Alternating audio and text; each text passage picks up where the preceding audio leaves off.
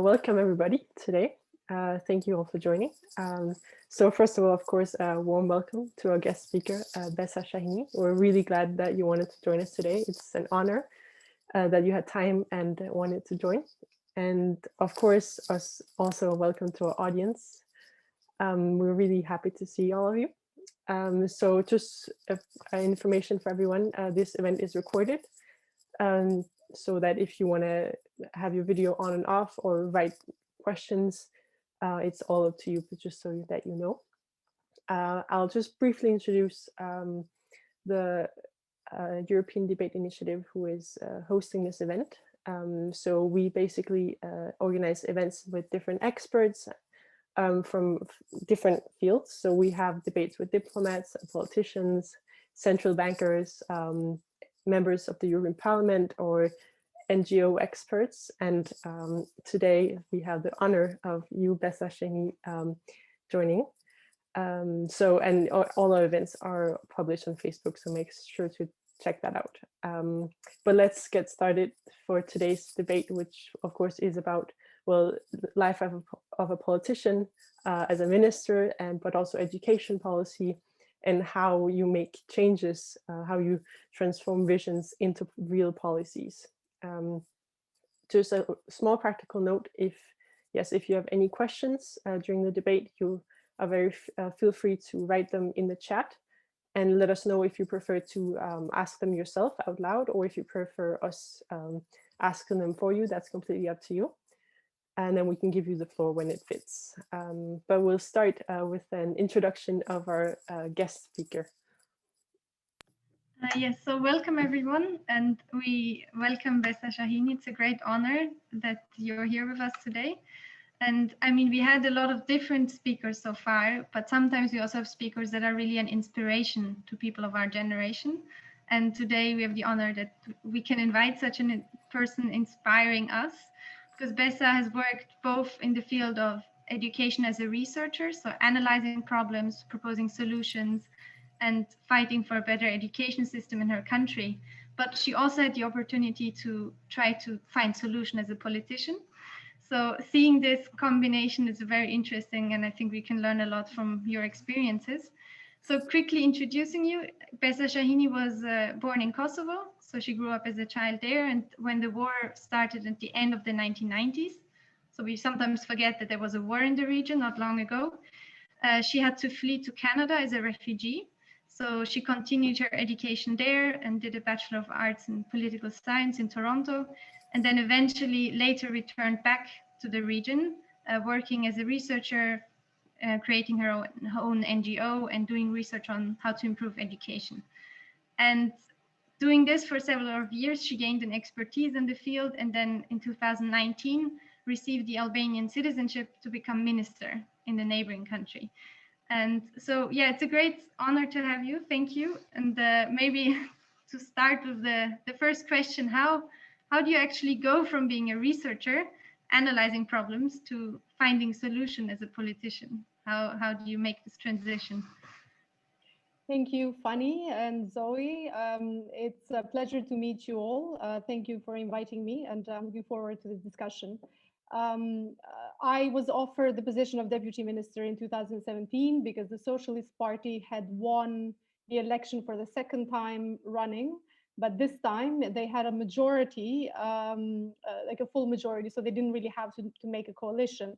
And what happened then was that the Socialist Party decided to look for talent and expertise outside of the party ranks. So I was a researcher, I was an analyst, I was an activist for issues pertaining to education and other issues, but mainly working on education in the previous years, and had done some work previously with the Socialist Party, but I wasn't a member or an affiliate at that point. But as I said, as they were looking for people from outside of the party structures to see how they can integrate into the governance, I was offered the position of deputy minister to cover pre-university education. This was in 2017. And then at the end of 2018, we had a big student protest, which we'll discuss a little bit later as we sort of talk a little bit about the policy cycle and how decisions are made and how these moments of abruption actually bring issues to the policy agenda, or make them important, or make governments actually make decisions that will address them. And with the student protest, there was a decision that a few cabinet members should be replaced and changed. And so I replaced my minister. So I moved up from deputy minister to minister in December 2018. And yeah, I mean, I think the best way to actually become a member of a government, become a policymaker, is through policy research and analysis, through being a policy analyst and advocate, because the work that you have to do, the work that you do right now as students, as well as you're going through different elements of policy making in your studies, whatever you're studying, political science, international relations, or something more specific. So the research and the analysis and the advocacy work that happens when you are working with an NGO really prepares you to think about the whole policy cycle, from the agenda setting. I mean, you've seen this diagram, right? This imperfect diagram about these, with these 5 steps of a policy cycle. So from setting the agenda, identifying the problem, setting the agenda, and then you have policy formulation, you have policy adoption, policy implementation, and then evaluation. And when you are outside of the decision-making structures, and as an NGO, you're trying to affect policy, you become very effective and efficient at learning how to identify the problem. Because if you're addressing education, for example, it is important to be able to identify which problem you want to solve. Because education touches upon so many lives. It covers sort of everything from kids as small as 4-year-old to PhD students. It has an effect in almost every family within a country. So if you're trying to be smart about what changes are going to take place, because not everything changes and not all the policies are able to become a priority, then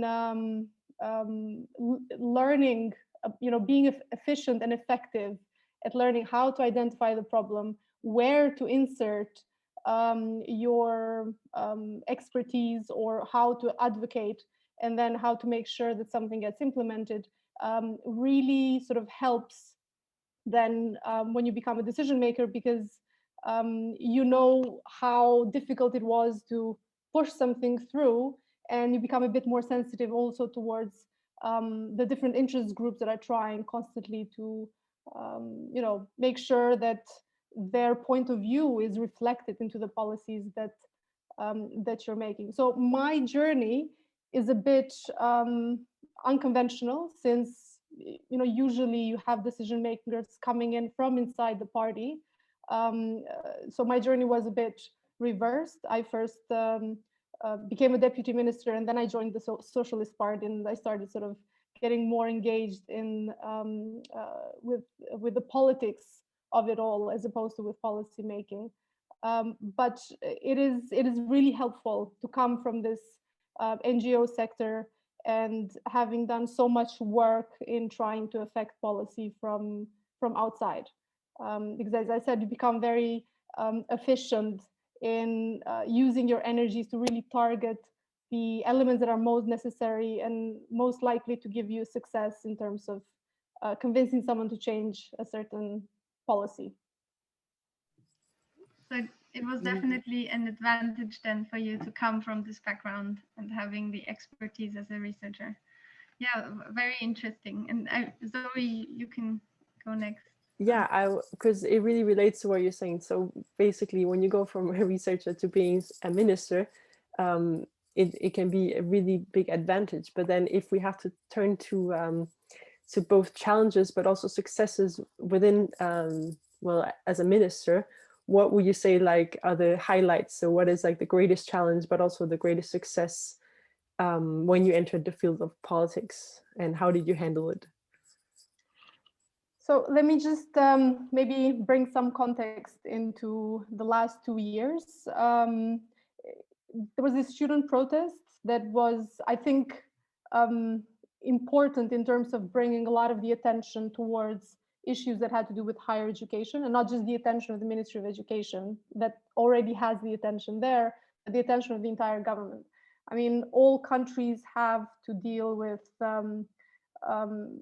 identifying the priorities and where the budgets will go towards, and especially countries that do struggle with, economic development. That economic development is slow, and so it's the part of politics is more important where sort of priorities are set, right?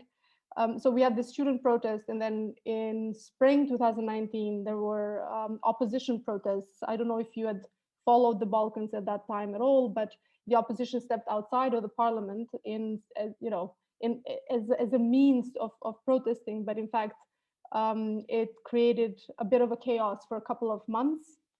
And after that, there was an earthquake, which caused a lot of damage, but didn't cause loss of life. Then we had the second earthquake that was that caused $1 billion in losses, and we lost 51 people. And then the pandemic hit. So in terms of, I think it was a very unusual mandate, and I cannot necessarily tell you how usually what would usually be considered a success or a failure in this case, and what would the limitations or the frustrations be in a normal mandate. But I can tell you that in this case, my biggest frustration was the limitations that you always have in terms of human resources and in terms of budgets. And this is not just the situation in Albania when we had tragedy after tragedy. I think this is one lesson that I could draw from my experience that I think applies normally. If I can give you an example, we all had to deal with blended learning, right? So pandemic hit, and we had to do something about school. So how do you apply education policy? How do you keep up an education system when students and teachers cannot sit together and go through the normal process of learning? So when the decision was made that we will do some sort of online learning and blended learning, there was a lot of solutions being offered by different companies who were already, experimenting with distance work, or we started using Zoom or Google Classroom or some of the other tools that were available. But what was difficult to do was to translate the curricula that is done in school and put it in a format that is more easier to transmit online. Because what happens in a classroom, this sort of natural setting where a professor or a teacher sits with her students, there's a more natural conversation and communication going on. So there's a bit of an explanation, and then questions can be asked, and then there's some answers, there's some exercise, and moving all of this online where this natural communication cannot necessarily happen really meant that the curricula had to be rethought as well.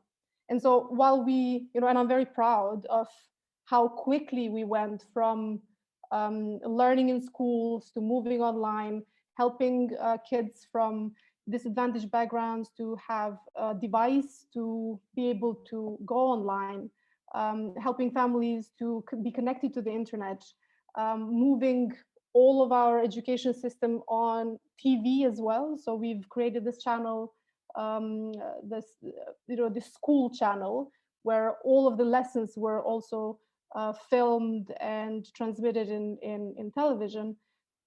But where we, the shortcoming, and we still have this shortcoming today, is that what we've done is sort of we've just taken the entire curricula and just put it online or put it on TV, and this doesn't quite work. So it's not a great transfer. And this is what I mean by limitations, because it doesn't matter how much technology you have or how much money you throw at this particular problem. Um, when you don't have the human resources to be able to think creatively and move one step further to solve a problem that you have today, you know, but budget is not going to provide the solution. And this is not a unique problem that we're having in Albania. You know, is from what I can see, a lot of countries are struggling with this. How do you make online learning as effective as sort of one-to-one learning that happens in person? So this you can apply to any policy, I guess, that you can think of, because you do have limitations when it comes to what you can do in terms of solving problems that arise. And as this applies to normal situations as well, I mean, the last 2 years were just extra tasking and extra challenging in this regard. But on the upside, I mean, to see policy change actually have a positive effect in what you're trying to achieve, that is then very rewarding. And I'm just, you know, lucky that I was working in a field where I was dealing with youth and children, and in, you know, that is just in itself a very good thing. I really enjoy both working with youth and working for youth, learning as much as sort of giving back. So in that respect, my job was very yeah, very rewarding. Yeah, in a way, we have all been on the receiving end of these well, sorts of decisions, but it's interesting to hear from the other end, the decision making end. Yeah, and we want to go a bit more into the importance of education policy. Fanny, you can go ahead. Yes, because Albania has a huge, like the youngest population of in Europe, or like next to Kosovo. So I guess that it's an additional challenge, since you have a lot of students, and the education policy of today will affect, of course, the generation to come. And would you say that the importance of education is recognized enough in Albania? Is it reflected in, for instance, the budget? What would you say as a Minister of Education? So yes and no. Yes, it is reflected in the budget, and yes, um, a lot of effort has been put in, especially in the past 8 years, to try and make deep cutting reforms that will, I mean, for a lot of the decisions that were made in the past few years, we'll only see the results in the years to come, because this is what, you know, happens with education policies. Like, you make a decision today, but you only actually see the results many years down the line, when those students either join the job market or finish a certain level of schooling and they participate in, I don't know, PISA tests, or, you know, so it usually takes a very long time to see the results of the decisions that are made. So yes, it's very important, it's recognized, and a lot of effort has been put into it. Now, having said that, it's been very difficult to match this ever-changing economy with what education service should be. And again, this is not a specific sort of Albanian specific problem, but it's prevalent in Albania even more, because you have more young people and less jobs available here. It's the student protest in December 2018 really underlined sort of the limits of the decision making up to then. Students were saying that we are paying too much for a service that is not good enough, is in the degree that we get is not making sure that we get a secure job. Now, you know, this is badly phrased, of course, because first of all, the tuition fees in Albania are very, very low, and a lot of students also get scholarships. So it wasn't about necessarily paying out of pocket. But the element that was that was spot on was what kind of degree are students getting, and what kind of jobs can be secure with these degrees. And we're, this question is being asked in an economy where you don't necessarily have a straight line of, you study and then you graduate and then you get a job and then you stay in that job until pension. Like a lot of my generation's parents had this experience, right? Today, millennials and the generation after are faced with completely different choices and completely different possibilities. So whether university is able to meet, to meet the demands of these students who want to be prepared for life and a job market that is unclear, this is a big challenge, and we cannot say that yes, we've solved this issue. There's also this problem of inequality and meritocracy. Now in Europe, where you study here in Albania, education is free, or you have public universities that are free, and you have private universities that you pay. In the United States, the tuition is really high. So if you need a university degree to move ahead in life and get a good job, that means that those families that do have capital and are well off are able to provide their children with a better future than those families who don't, right? But even in Europe, where education is free, it's still dependent on the grades the student get, but the grade is dependent again on income a lot of times. So you do have to have money in order to buy books and raise kids with books and take them to all of these different courses, piano and violin and extra math tuition, tutors if you need to get some reinforcement in math. So the inequality that is inherent in the education system that produces then reproduces this inequality is something that is a problem everywhere in the world. But it was underlined here in Albania as well. How do you make sure that your background, your family background, doesn't get reproduced through you in terms of the kind of job you get and what do you do with your education?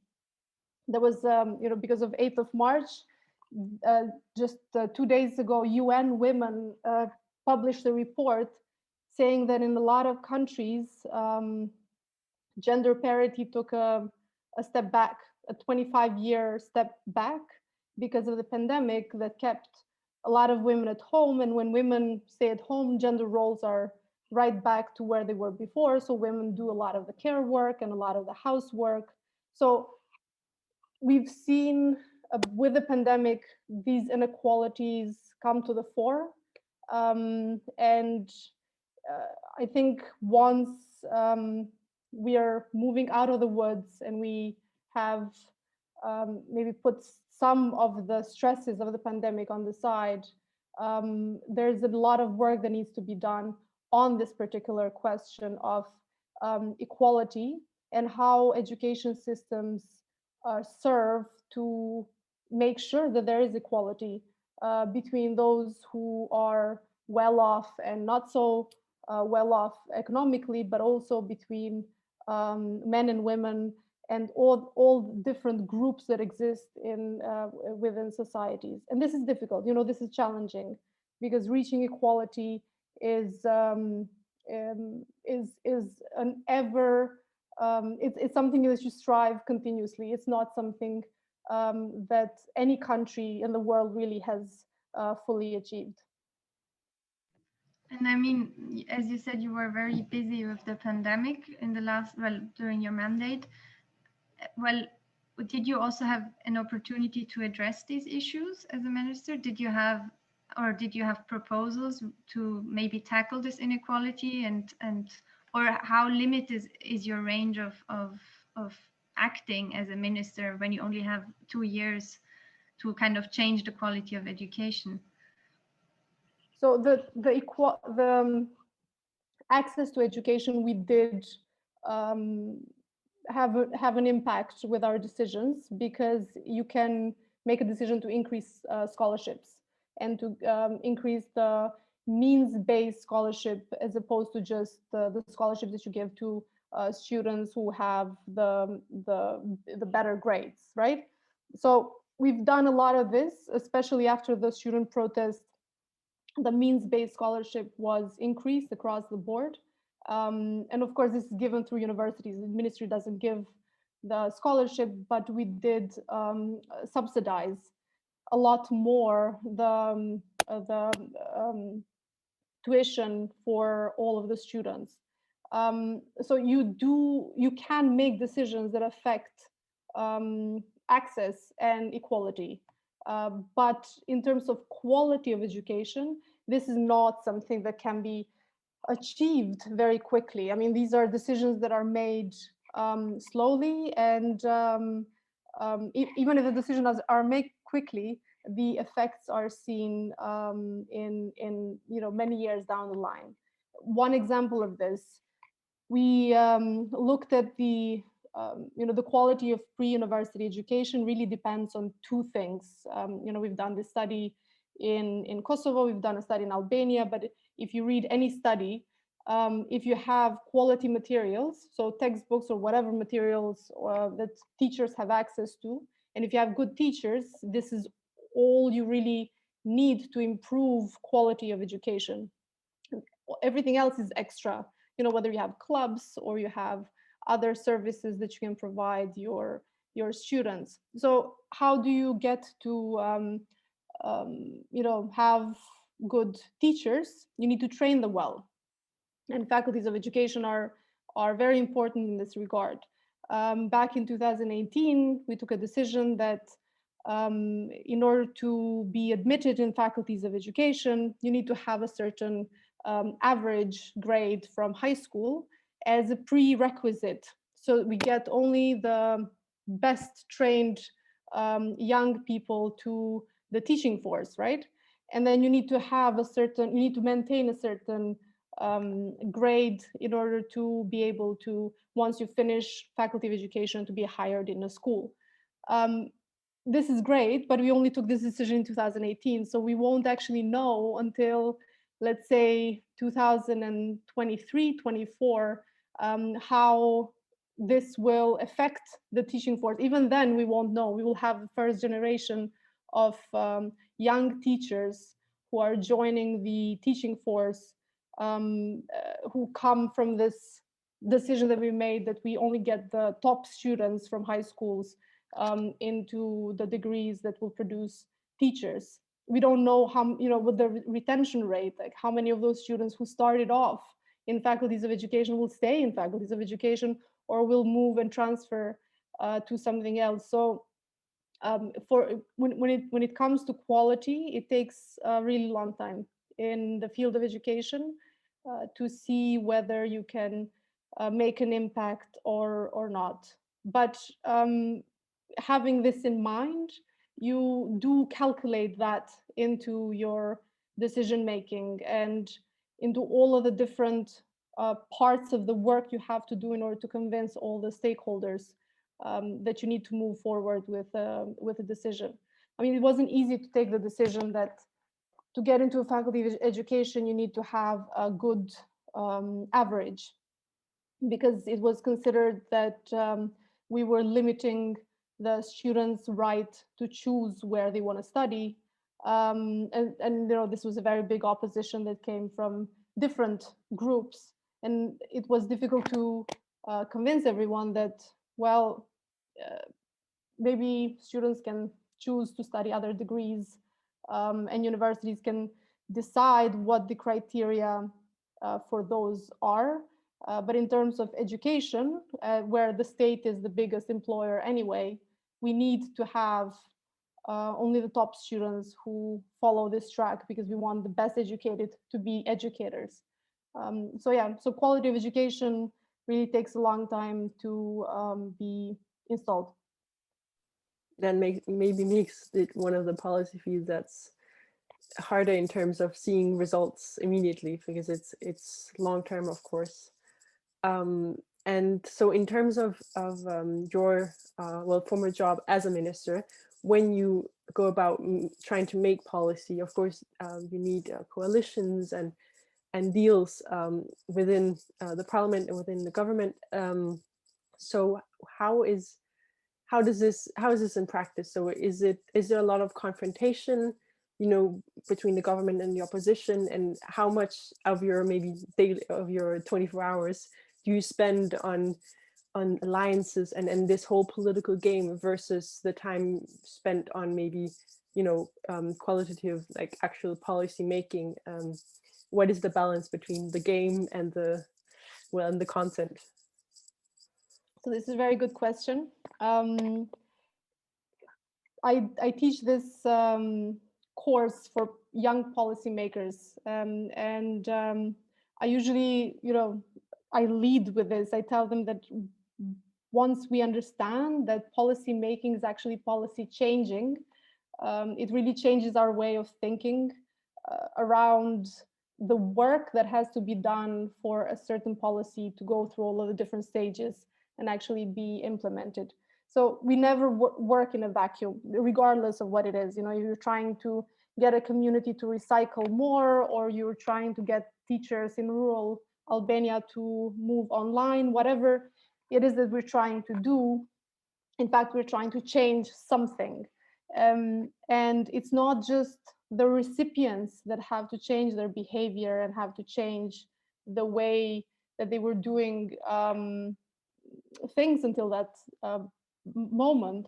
Is the administration who is making the policy that has to change as well, right? So the first no's that you get every time you come up with an idea, and I'm assuming that the idea comes from the cabinet in this case. So you have the financial department that says the first no, and then you have the legal department that says the second no, right? So because there's always like some law or some regulation or some directive that needs to change. And it's difficult to change because you change this element here, but it touches everything else. Or you need to then change a whole series of documents and you need to get a lot of people on board. So the first answer is always a no. So it's not just trying to convince the opposition, and that is the last step. If you haven't included them in the meantime, you also have to convince your own team that something that you're trying to do is really worthwhile, all of the effort that has to be put in order to go through the motions and actually get the policy from this idea and from this vision and translate it to something that will change people's lives at the end, right? So in terms of what is the type of sort of work that someone who is a politician and a policymaker has to do in order to get a policy across through all of the stages and have it passed, you need to meet with a lot of the interest groups, and they don't have to necessarily be the opposition. They can be the groups who are receiving the benefits of this new policy. And as long as you stay open and curious, you actually learn quite a lot, and you learn how to address some of the challenges that could come up on the way. So you need to meet a lot of the MPs and not just the opposition, your party as well, because the MPs come from their constituencies in the field, and they are coming at you with a completely different perspective of how what you're trying to change is going to affect the people that they know with sort of names and last names. They have specific problems and they have specific wishes and specific ideas of how this particular policy has to change. So a lot of meeting, a lot of groups, staying open, listening, figuring out how to include all of the different perspectives into what you're trying to do. And sometimes if you stay open, you learn that you're solving one problem, but you're causing two other problems. So you try to avoid that a lot. And Another thing that you have to do as a policymaker is just be constantly present on the media. Really try to sell the idea that you're passionate about and you think that is going to solve this many issues. Be present in media, be present in social media. This is very important these days. And it's extremely important at this time where you have a lot of fake news that is very easily and readily available. And so as you're trying to pass on your message, you just have to do much more work, I think, that the politicians had to do in previous generations. They would need to meet a lot more people one-on-one, but now you just have to also be very media savvy, know how to pass on your message so as many people as possible hear you out, listen to you, and figure out that what you're trying to do. In Albania, we've done a lot of work with the different social media that is available, and we use WhatsApp quite a lot. But to the point that I could communicate with all the school directors through WhatsApp groups. And this was very useful, not only to pass on a message if we were changing a policy, but it was very useful also at this time when we had both the earthquake and the pandemic to try and get information from throughout Albania in terms of, I don't know, the condition of the schools or how different teachers are doing with online learning, to anything else that we needed. And we got this information very quickly because WhatsApp is much easier to use than, I don't know, email or phone calls. And so I think social media, yes, can pose this threat, as I said, because of fake news, and your ideas and your messages can be skewed. But on the other hand side, you get real-time information and very quickly, and then you can make decisions based on all this input that is coming from all over the country, because communication is very easy now with big groups of people at the same time. It sounds like a lot of coordination between coordinating with the administration, whether something is possible legally or financially, and then talking to MEPs and talking to the opposition, and then talking to civil society and the schools. It sounds like so many ways that you have to coordinate. Is this something that you could ever prepare for? As in, like, can you ever prepare for this type of job? And you said in the beginning that it helped with being an expert in policy in the education field. Sorry, first. Yeah. But is this something that prepared you for this crazy amount of coordination and information in a job as a minister? So you can't prepare for this. I mean, this is a very good question. Again, you can't prepare for the amount of communication that you have to do with people. But what you can think about before you embark in work is in policy making or in politics is four things essentially. I mean, first you really have to figure out if you like people.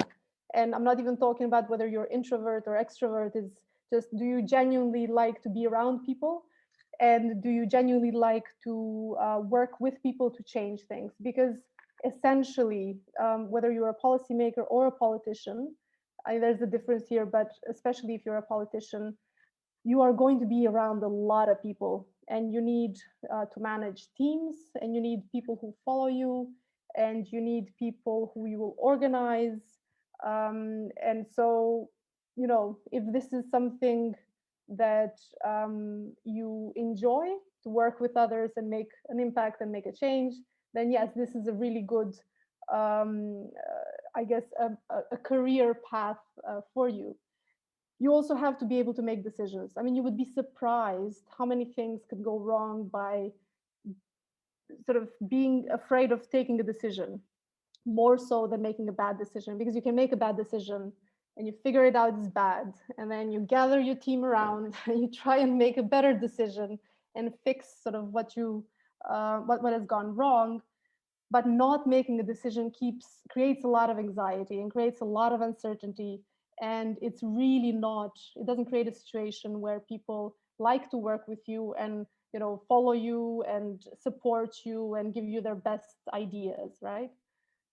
You have to be willing to compromise, and we've touched upon this a little bit, but as you go through your work, you find out that some of what you're doing is actually infringing on certain groups' interests. So you have to be able to make compromises if you want to see your best ideas through.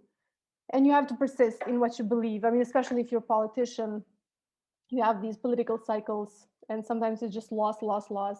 You don't get any support for your ideas. You don't get any support for your political ideology. And if you believe strongly in certain ideas that you have, you just have to persist.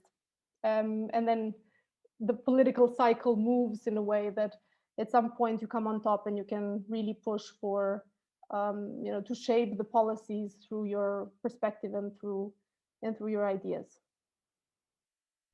Yeah, so you have to be convinced of what you're doing as well, probably before you enter office. You have a clear vision.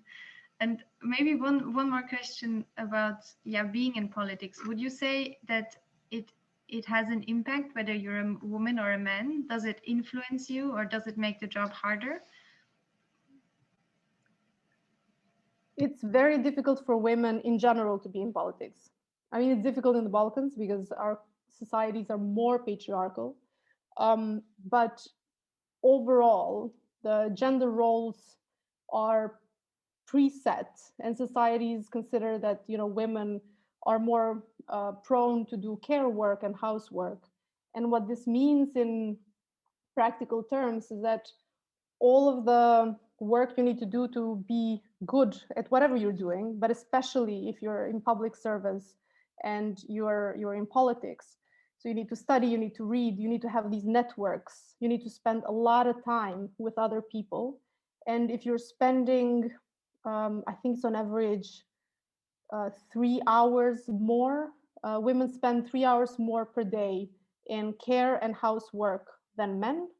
So it's 3 hours where you could read that Economist article, meet your constituents, and do all of the preparatory work that you need to do in order to be on par with men.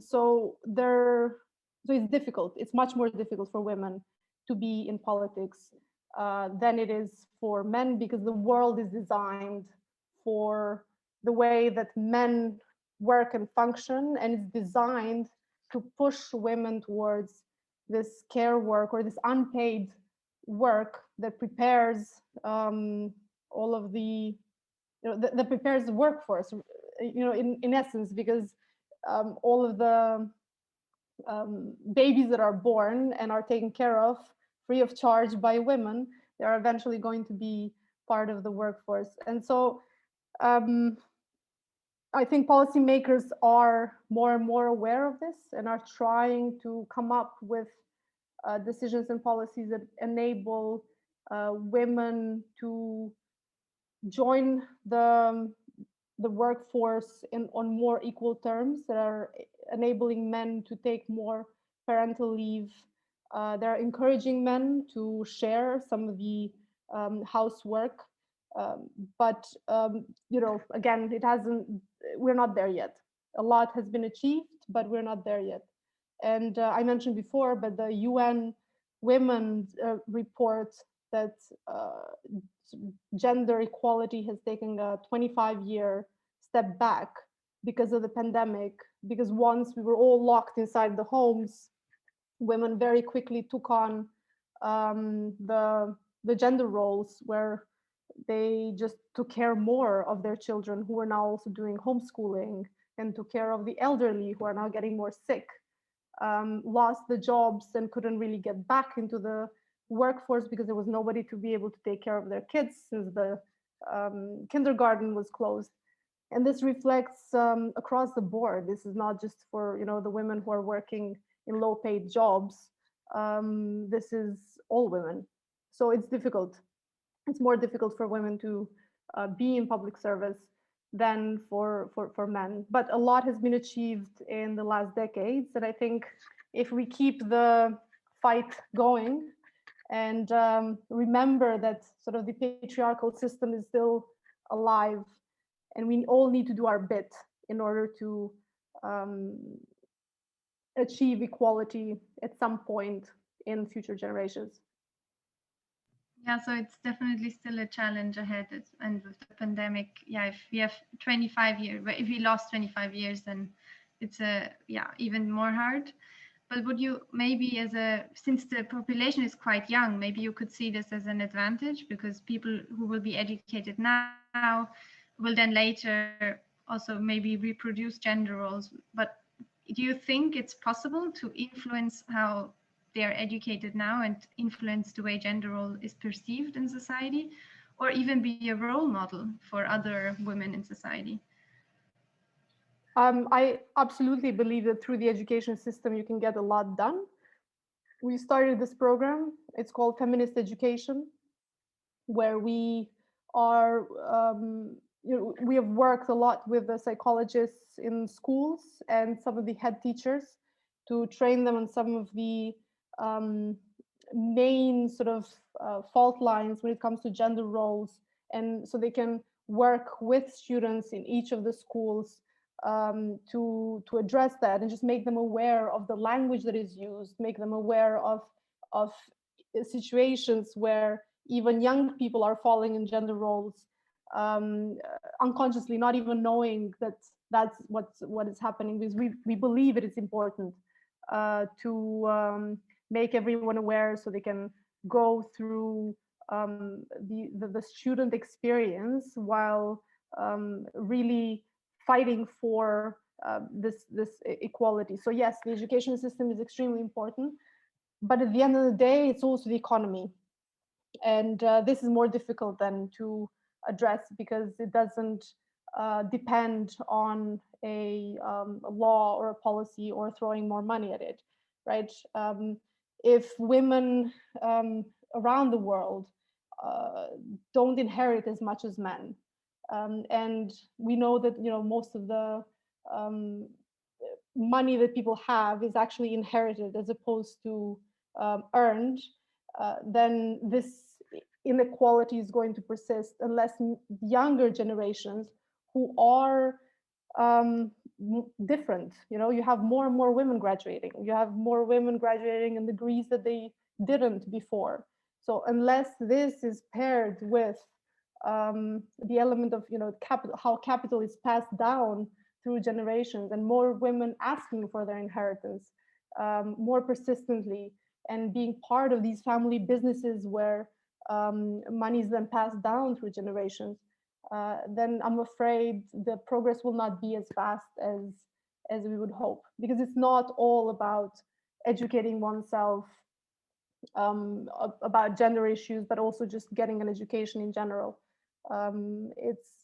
It's about the capital as well that gets passed down from generation to generation, and women don't get enough of it. Yeah, so inequality in general is, well, not just education, but the economy plays a super important role. I think that's a point that is obvious, but then again also hidden, that you don't think about it, that it's a lot of things are about money. But if we want to move to a slightly different direction and talk about corruption, which is an interesting topic. So there's, in many countries, but also in Albania, there's always this talk about corruption. And then for you, suddenly you could become a minister, and you're head of, well, the civil servants in the field of the education. How is trust in Albania? How do you trust these new people you're working with or did work with when you don't know them? And have you ever tried anything where people tried to corrupt you? Any experiences about this? So this is it's an interesting one, because it's every, I mean, corruption is pervasive. It's not just about giving someone money for a certain service. Corruption takes on many different forms. It is a little nudge you give someone to hire their cousin instead of hiring someone else who's more qualified. And in smaller societies, it is more difficult to get around it because everyone knows everyone. So it's expected that if you have people who know you, friends, they can get through also in informal ways. But it's not something that cannot be addressed. And it's basically you take the lead and you set certain standards, you make everything transparent, you change the ways that the decisions are made when it comes to hiring teachers, decisions on which schools are going to get built. Like if you change all the teams, you make everything transparent, you bring in different levels of decision making. So you take groups, you have a working group on top of working group that oversee each other's work. You bring in people from outside, you open it up to civil society. You move the decision making centers from where it was to put it elsewhere. You don't need to necessarily you don't need to know people and trust them from beforehand. You can just make sure that you create the conditions where you make sure that no injustice is done in the way and in the process. That yes, the best teachers should be hired. A decision was taken in 2014, and we really sort of tweaked it along the way to make it better. There's always this problem of hiring teachers. So you have a political party that comes to power, and the teachers during the time when that party is in power are hired from that political party. So the teachers that are closest to the party, right? And this was the case in Albania, it's the case elsewhere in the Balkans, but it's not just in the Balkans. This is a pervasive problem elsewhere. And a decision was made in Albania that all the teacher candidates should be tested. There's this universal test with some basic questions about education. There's a pool of questions, and you don't know which question is going to arise, and those questions are changed every year. And you get a certain percentage based on how well you answer those questions. And then you get, a certain percentage of your grade also depends on how well you did in school and what your portfolio contains overall. These names with these grades are published on a website. And so if you are a geography teacher in Tirana and there is an opening for a geography teacher in Tirana, the top guy or top woman gets called first to get this job. And it was a very difficult decision to make. I wasn't here then, but I was told by my predecessor that it was a very difficult decision to make because it cut through a lot of how business was done before.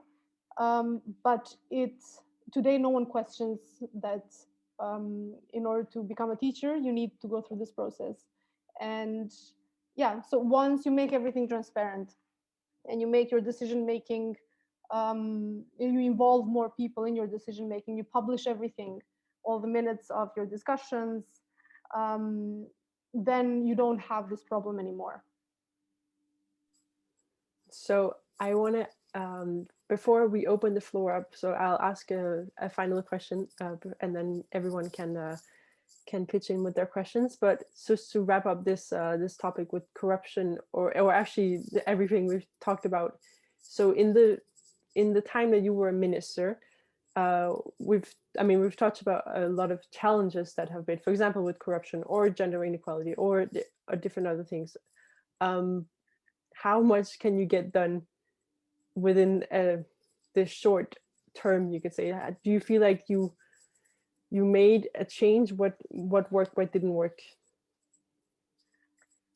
You can get done a lot if you focus your energies, and when I'm saying your energy, I'm not talking just about my energies, but sort of the entire administration onto some main priorities. Of course, things come up on the way, and you have to skew your focus a little bit and address something that is more urgent. But a lot can get done. You don't necessarily see the results right away, but a lot of decisions can be made in a short period of time if the efforts are concentrated onto what is most what is the top priority. And it really helps if you know the field, right? So it happened that I was very keenly aware of what I wanted to do when it came to teacher training and textbooks and integrity in scientific research and education, publishing, getting rid of plagiarism. So once you have these clear ideas of what is that you want to do, it's easier to get everyone on board and make the decisions and create the budget space to have those implemented. But then the results are seen much later, because we're talking about policies usually that in order to be considered successful, you have to have this generation of students either graduate or join the job market or become adults, and in some way follow them and see if they are better prepared than the previous generation to deal with the challenges of the time that they're living in. Yeah, and so long-term perspective is definitely the key word here. Niku, you had a question. If you want to ask it, go ahead. Or we can say it for you, as you want. I can ask. Yeah. In case of gender roles, I was wondering, what do you think about the victimization of the woman in general? Like in the UN resolution 1325, for example, there are some feministic discussions about the victimization. You have to tell me a little bit more. So you think that women are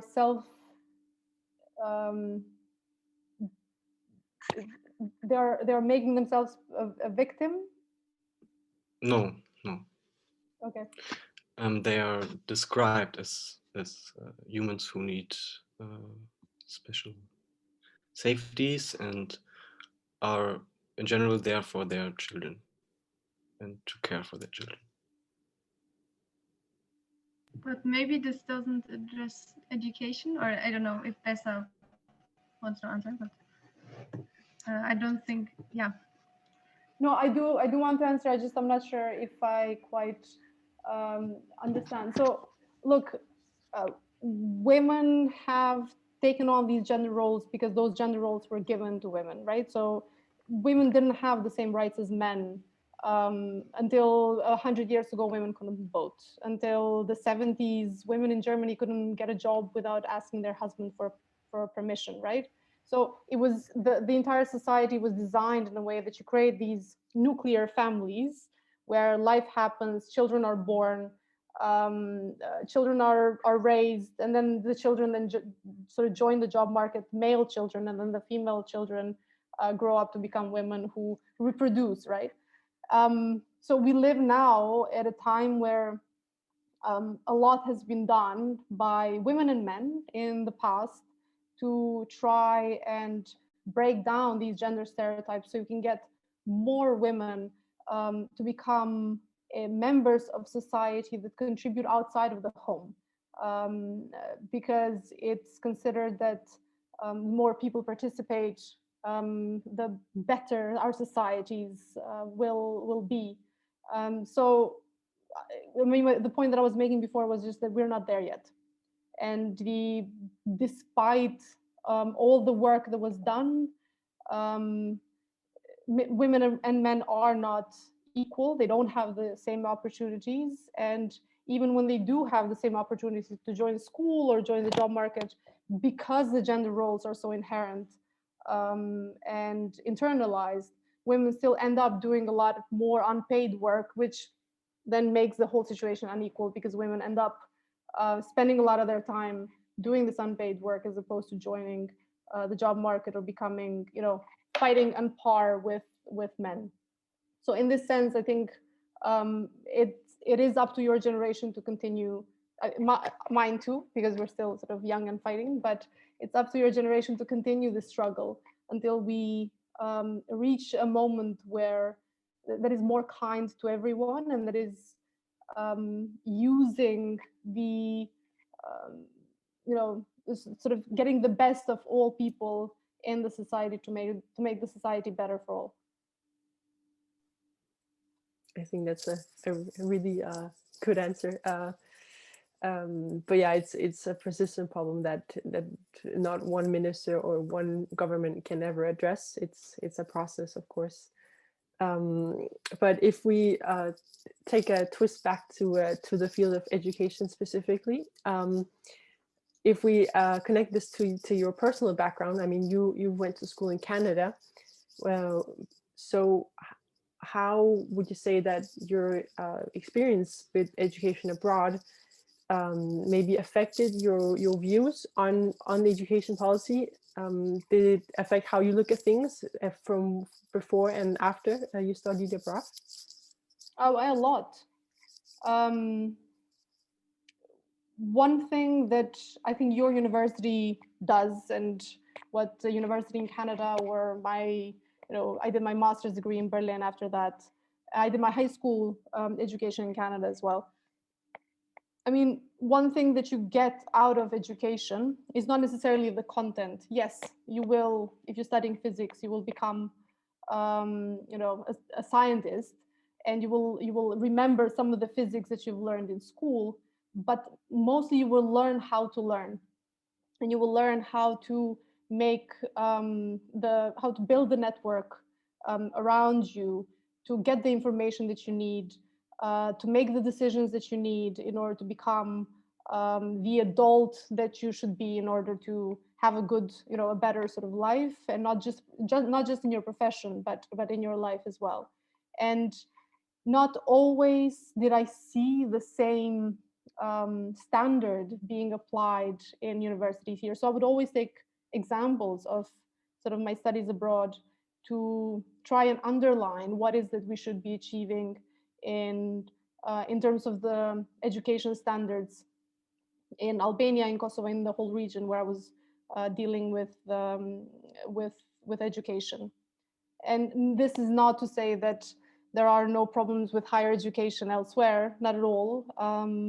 But there are different standards that are applied, and it's not just standards; it's also a bit of cultural approach to higher education, where in the East there was a lot of focus on the professor and the lecture that the professor would make until very recently.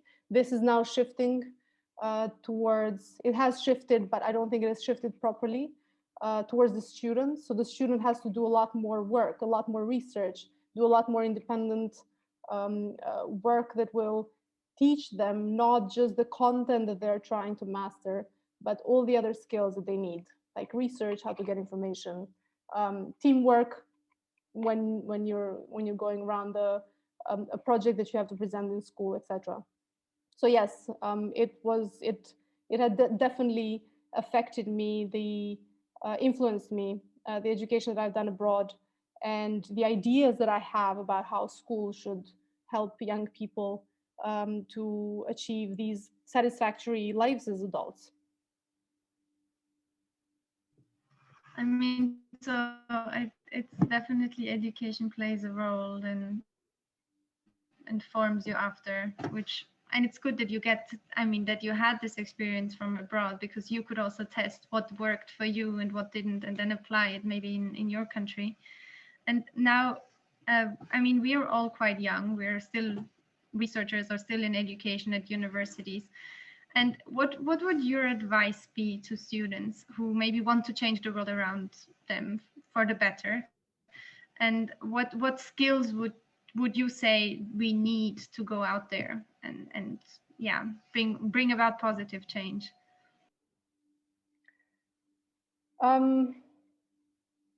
Let me give you a very small example of something that I had to deal with every day.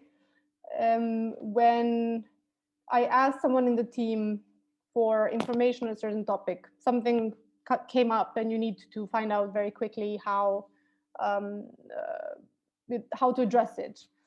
And you receive this 15-page memo that has the key information that you need on page 7 and on page 10. It really doesn't help the decision maker with all of the, the decision making that has to take place on a certain topic. So if, as a young person, you're interested in affecting policy, you need to figure out which is the problem that you want to solve, and who do you need to convince to solve this problem, whether it is to get a larger group of people to organize around you in order to raise this issue and make it a part of an agenda, or you need to convince a policymaker, or you're already working for a policymaker. You're an advisor to someone, or you're a director in an institution somewhere, but you need to get the attention of the decision maker.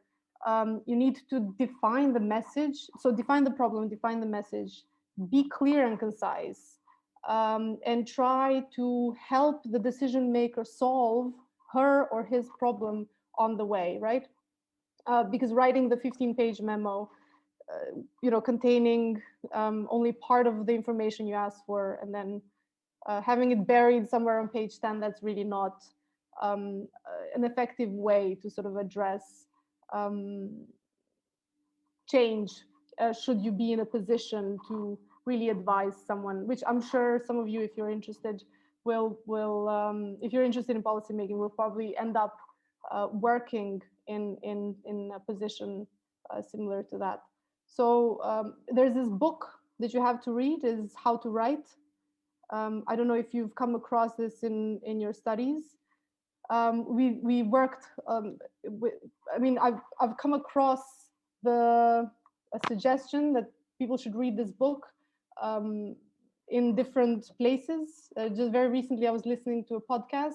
It's called The Knowledge Project, and they were also suggesting, and this was someone who came from a different industry. They were in IT, who were suggesting that you should read this book, because what the book it's a really easy read. What the book is saying is giving you the basic skills on how to be clear and concise when it comes to defining a message and putting it on someone's agenda.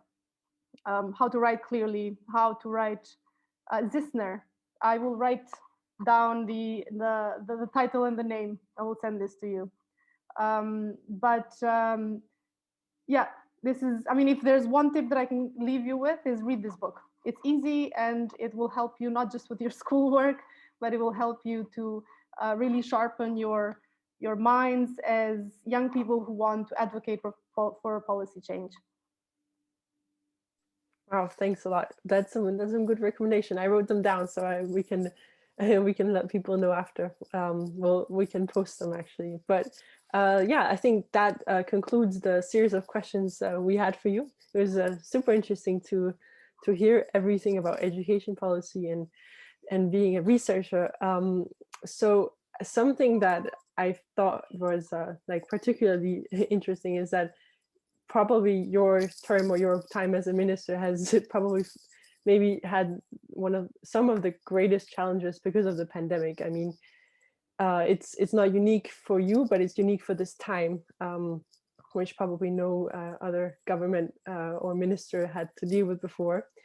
But in terms of the education policy, what struck me was that it's basically really difficult to know what are going to be the long-term results of this policy. So it's really a field where you cannot have a number about, okay, in 2 years we will have this result. It's a long-term process, and especially, I'm so glad we touched upon the topic of gender equality, or rather gender inequality, which, as you said, is also a problem in Albania, but across the world, of course, and how it relates to education and education policy, because again, or of course not just gender, but also inequality in general, that income plays a really big role in, for example, how your grades are going to turn out later, and then maybe what job you're going to get. So it's all a cycle.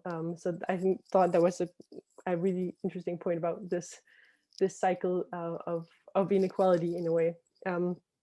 But it was really nice to hear about basically what it is to be a minister, and how do you work with so many strings that you have to pull, and coordination. And I liked your 4 points of how, if you want to be a politician, or if you want to be in this field, like you have to like people, and you have to know how to, or you have to dare taking decisions, and persist in your ideas, even though they might not all turn out to something tomorrow. But yeah, I thought that was just some highlights that I really found interesting. But thank you so much. I'll give you the word to Fanny to thank you a little bit more, because we were really glad that you had the time to come. No, I want to thank you before Fanny can close Yes, this section. I want to thank you for being here. I just now saw the questions here, so I'm sorry, Mishak. I wasn't able to address your question, but you're right. I mean, the question here is, I wonder if men have better understanding of home care after being stuck at home during the pandemic. Yes, and also people learned a bit more what teachers do, so they were aware of the incredible work that happens in schools because they saw their kids work with their teachers from home. I don't know if this has changed yet, the way we think about, in terms of gender roles, if the way we think about care work. And I'm not sure if more men were engaged in helping out women, because what happened because of the pandemic is the entire system fell through, where if childcare is not available and schools are closed, someone has to stay home with the kids, and it usually was women, right? So yes, awareness was increased, but practice, in practice it decreased the sort of the sharing of care work. One last thing, if you want to I want to leave you with, and I said it before, I just want to repeat it again. Policy making is changing policy, so just keep this in mind if you ever find yourself in this line of work and you're frustrated by how slow progress is and how much resistance you're getting from people that you're not supposed to be getting resistance from. Just realize that human nature is to resist change, and if you're trying to do something good and something useful and people are resisting you, just persist, because you will be able to come through on the other side, since it's human nature to resist you. It's not necessarily that your ideas are bad, or that something that you're trying to push through shouldn't be pushed through. No, that's a great message to take away. So if you believe in something, then persist and don't give up. And I think, yeah, you've been the great example of this. So thank you so much for sharing all of your experiences and insights. And yeah, it was very enlightening, I would say, for getting behind the scene of a politician and researcher. So thank you so much for joining. Thank you. Good luck with everything. And I don't want. Thank you. Good luck for your future. Since Thank you. Probably, are you going back to researching? Yes, absolutely. For a bit, and then I'm going back to politics. But yeah, this is for another talk. So it was great. Good luck for you. Bye. Enjoy.